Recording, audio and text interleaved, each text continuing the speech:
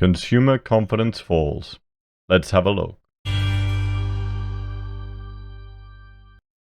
Good morning, everyone. Florian Heise here, and welcome to another episode of Heise Says. Got my morning stein of coffee, and I thought we'd start the day today by having a look at this article from news.com.au that discusses consumer confidence. Now, recently we had a look at the consumer sentiment coming from the Westpac and Melbourne Institute, and that has been falling. Well, as you can see, for a while. We had a little jump up recently, but it's trending back down.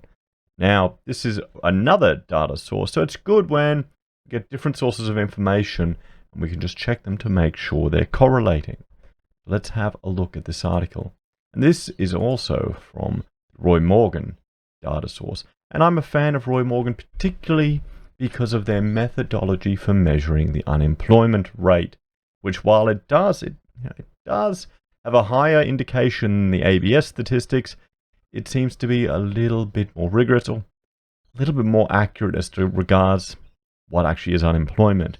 You know, that all 1 hour work within the period, I wonder if they got rid of that. I wonder if they adjusted it, you know. Anyway, nonetheless, I think we'd have a much higher rate of people underemployed than otherwise.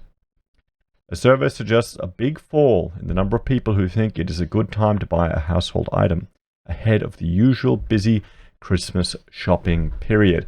Now, it may seem like an unusual thing to consider a household item, but you have to understand it's an indication of the wealth effect. Now, the wealth effect is when people feel richer because your houses are higher, so you go out and buy things, frivolous things, stuff you may be putting off. We bought a new washing machine at the Cyber Monday. We've been putting it off for a few years, or Rachel's been putting it off for a few years. It literally was the one I had when I was a single bloke that first ever moved out of home. It survived that long. And so we put it off, and then we finally made the decision and jumped on it. But you can see here, it kind of has it's an indication of consumer confidence, an indication of how you think things are coming up. So you can see why it's a little important. People might put off that major household item for a couple of months until they can have a bit more certainty, or until they've got a windfall of money, or so. You shouldn't rush into things. Although we look at afterpay rates, that's a whole other world. Consumer confidence slipped at the weekend, according to the mixed results of an ANZ survey that recorded a sharp drop in the number of people who thought it was a good time to buy a major household item. The ANZ Roy Morgan Australian Consumer Confidence Index fell 0.9% from the previous week, with respondents' positive views of the economy over the next 12 months gaining 1.6%. However, pessimists continue to outnumber optimists, as they have since August, and sentiment about conditions during the next 5 years slipped 1.2%. Is it pessimists, or is it simply realists, perhaps? The weekly measure of consumer mood, which is based on about 1,000 face-to-face interviews conducted in people's homes on Saturdays and Sundays, also registered a 1.5% drop in people who felt they were better off now compared with a year ago. But there was a 3.7% gain regarding the prospects for their own financial situation during the next 12 months. That's an interesting question to ask people. Sometimes you can go through difficult financial times, you can lose work, your business can slow down, and then you can be better off in a year's time because of that change. It's funny how life works sometimes. Ahead of the normally busy Christmas shopping period, and in the poll's last iteration of the year, the time to buy a major household item metric slumped 6.4%, a movement the ANZ described as massive. The weakness seen in the time to buy a household item sub-index was almost enough to take it to its lowest level since the GFC, ANZ economist David Plank said. So there you go, guys.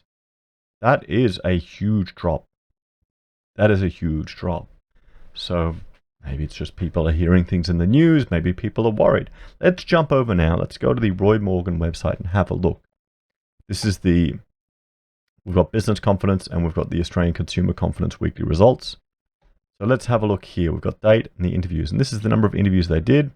14th, 15th, 7th, 8th. So there you go, the weekend. They did 999 interviews. What was this? Would you say your family was better off financially or worse than they were at this time last year?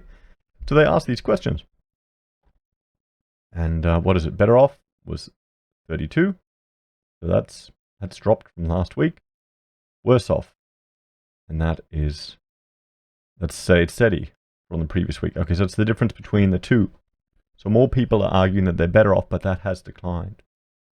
Question 2. This time next year, do you and your family expect to be better off financially or worse off than you are now?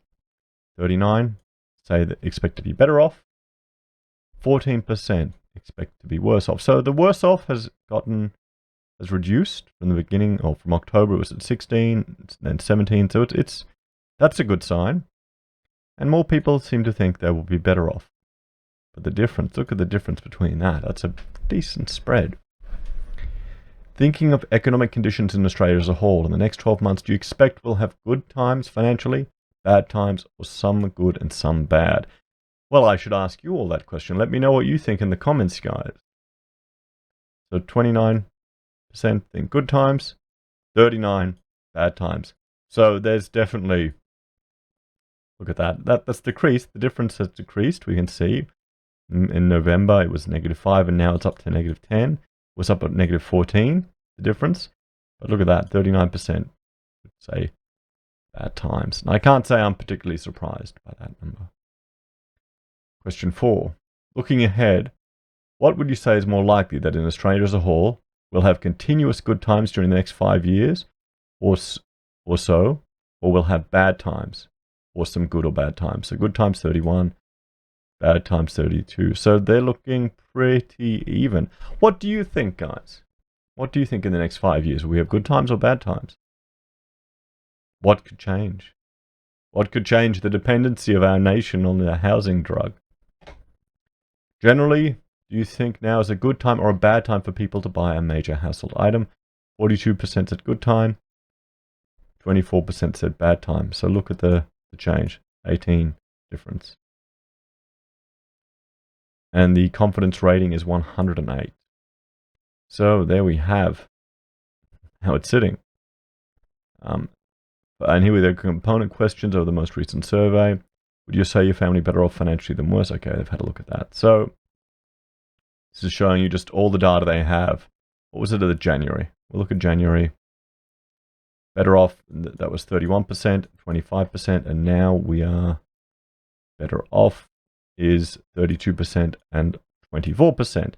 So it hasn't really changed that much. Let's have a look at the summary. So the average from 73 to 2019 was 112.7. What are we sitting at now? 112.9. We're 118 point. 118. I need a shot of coffee, guys. I'm getting tired in the morning. 108.9. So you can see that it's generally trending down over the year. And the thing that's interesting about the methodology here, oh, here we go. They've got the New Zealand one. Let's check out New Zealand. How are they comparing to Australia? And what is it? 21 in January. November is 120.7. So it dipped down to July and it's climbing back up. The average was 119.7. We compare that to, what are we? 112. So there are a little bit more, there's more consumer confidence over in New Zealand, guys, which is interesting to see. What do you think for the New Zealand watchers? I know we have a few of you there. How are you feeling? How's the confidence over there in the market? I know there's a wealth of construction problems there too, particularly with this, sick building syndrome and the reconstruction from the earthquakes. So New Zealand has its own issues, and their financial sector with regards to the housing market, well, I think they're in the same mess that Australia is. So there you go, guys. Consumer confidence has fallen. That's in line with everything else we've seen. That's in line with GDP growth trending down, with wage growth completely stagnant, and with business confidence also trending down. So let me know where you sit, where you think it'll sit in the next few years. Anyway, guys, thank you for watching. Please like, share, and subscribe to the channel. If you are a fan and would like to help us produce more, we have a Patreon where you can make a small monthly donation. We have affiliate links for Amazon and eBay, and we have our very own merch on the Heise Says blog. Take care, have a great day, and I will talk to you later. Bye for now.